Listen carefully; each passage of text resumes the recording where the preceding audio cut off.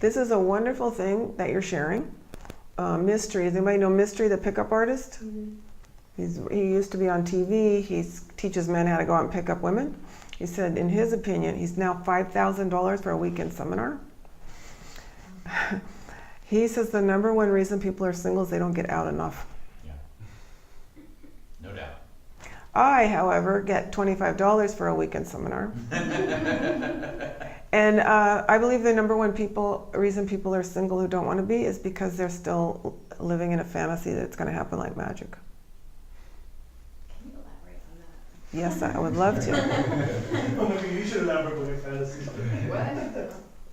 So we've been trained since birth that love is a magical, mystical thing that just happens, and especially as women, if we sit there like a fairy princess and someone's going to come up and kiss us and we don't have to do anything. And there's modern dating advice that follows that idea that you should go back to being a 50s housewife because men like passive women.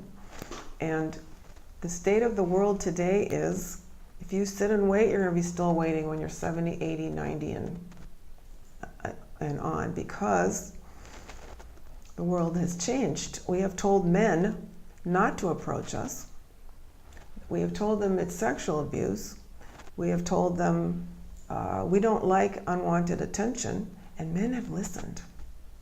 Thank you for listening. But men now are scared to approach. I hung out with pickup artists. The reason they're there is because they're scared to approach women. You're going to be sitting there and waiting and waiting and waiting. Women have to take an active role. This is one of the reasons. There's many other reasons. But you're still constantly being told that you're going to be so beautiful and sitting there and a guy's going to choose you and come up. If a guy finds you attractive, you guys correct me if I'm wrong, he's going to be even more scared to approach you. True. Okay? He's going to find it easier to approach someone that he's not super attracted to. So waiting and waiting and waiting, and guys are waiting and waiting and waiting until they see, well, that's the one. And that doesn't work either, because she may look like it and she may be a total bitch. She may be not compatible with your body. Your bodies may not like each other. So we're all being taught that this magic thing will happen. I was in that too. I was waiting for this magic to happen and waiting and waiting and waiting. And sometimes it would feel like something magical would happen, and then the relationship would start off like it was magic, and then it would, how long does it take? 3 months, 6 months, a year? You're like, this isn't magic. I was fooled by magic. We don't sit around and wait for careers to happen by magic. We know that we have to put effort into anything we want.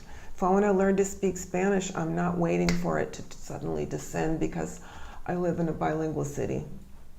Suddenly it's going to descend on me with no effort. I'm going to speak Spanish. The advertising industry is constantly selling us the idea that you don't have to work for things. The ideal is laying on a beach drinking a Corona. How long is that fun? As long as the vacation lasts and you want to get back to your life, right? Life, anything worth having in life requires effort. To find great love requires effort. We have to become more loving. We have to become more loving to other people. We have to become a frequency of love to attract love. Sitting and waiting for magic to happen.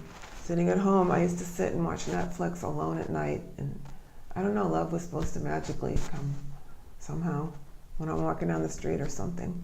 And the thing is, sometimes it does happen like that, which leads us astray. Those relationships don't work. So get out more, right? I had to learn how to get out more. I had to give myself homework.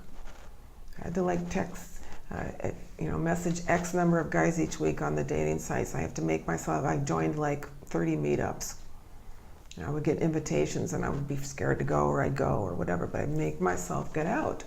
I'm not a naturally outgoing person, but I knew if I was going to find love, I had to put some work in.